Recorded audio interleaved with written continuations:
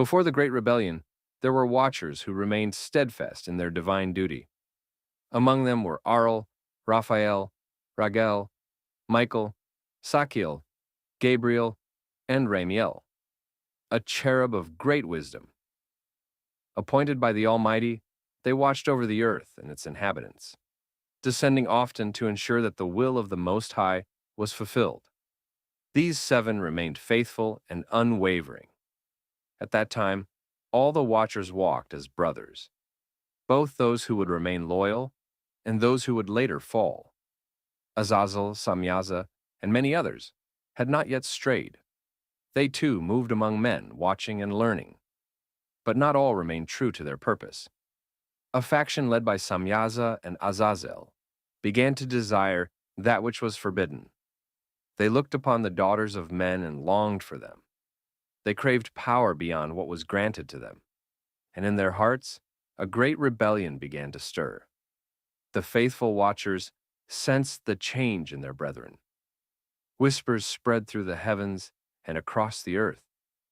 Samyaza, a leader among the watchers, spoke openly of desires unfit for their kind. He and his followers marveled at the beauty of human women and longed to take them as their own. Azazel, filled with ambition, proposed an even greater sin, sharing with mankind the hidden knowledge of heaven, the crafting of weapons, the secrets of sorcery, and arts forbidden to humankind. One fateful night, Samyaza called a secret gathering on Mount Hermon, a towering peak overlooking the lands of men. There, he rallied those whose hearts burned with longing and pride. In the shadows of the mountain, they swore an unholy oath to defy their purpose. They vowed to descend upon the earth, take human wives, and share with mankind the forbidden knowledge of heaven. Among Samyaza's followers were powerful angels, leaders, warriors, and scribes who had once walked in the light, but now stood on the edge of darkness. Standing before them, Samyaza declared, "We have watched the children of men for so long. We have seen their beauty, their struggles, their lives. Why should we remain distant? Why should we not walk among them, take wives, and teach them the secrets of heaven?" Azazel stepped forward and added, "Why should we not rule over them? We possess knowledge beyond their understanding. We could shape them in our image, become as gods among them." Their words stirred the hearts of those who had already entertained such thoughts. One by one, they swore an oath, binding themselves together in rebellion. They knew the punishment for their crime would be severe, but they no longer feared the wrath of heaven. Their choice was made.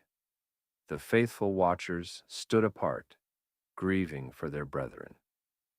Gabriel, guardian of paradise, pleaded with them to reconsider, but his words fell on deaf ears. Sakiel, charged with overseeing the spirits of the fallen, foresaw the coming judgment, yet none of the rebels heeded his warnings.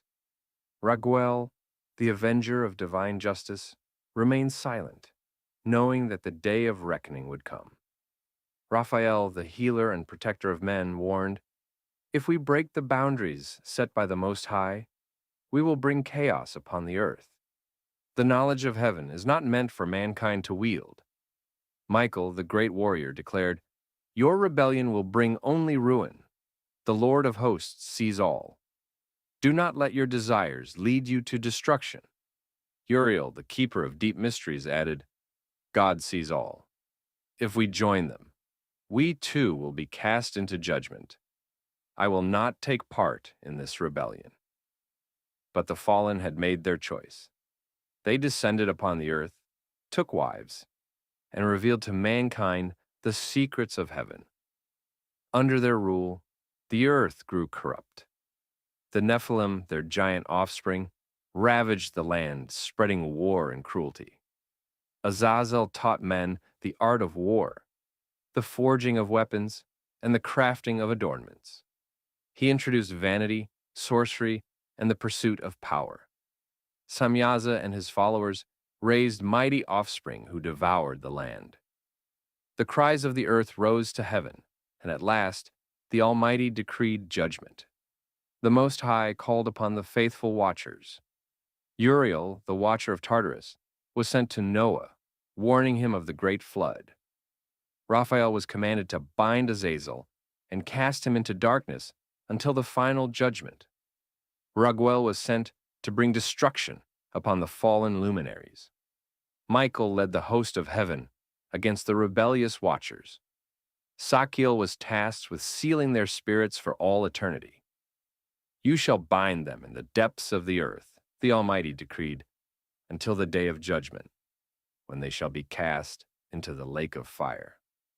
Raphael struck down Azazel, binding him in darkness until the end of days. Michael, the great warrior, led the charge against Samyaza and his followers. The heavens trembled as the angelic host descended, striking down the rebels and casting them into the abyss.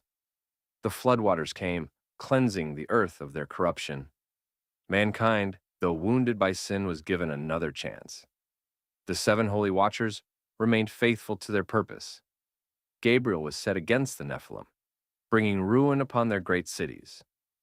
Ramiel oversaw those who would rise again in the end of days. Raphael continued to heal and protect mankind. Raguel ensured justice was delivered to the fallen. Michael remained the protector of the righteous. Sakiel watched over the imprisoned spirits of the rebels. Uriel stood guard over Tartarus, ensuring that none would escape their fate. The rebellion had been crushed. The fallen were cast away. But even in victory, the faithful watchers did not rejoice. They mourned their lost brethren, remembering a time when they had stood together in purity. Yet, they did not waver. They did not fall. They remained ever vigilant, awaiting the day when all things would be made right again.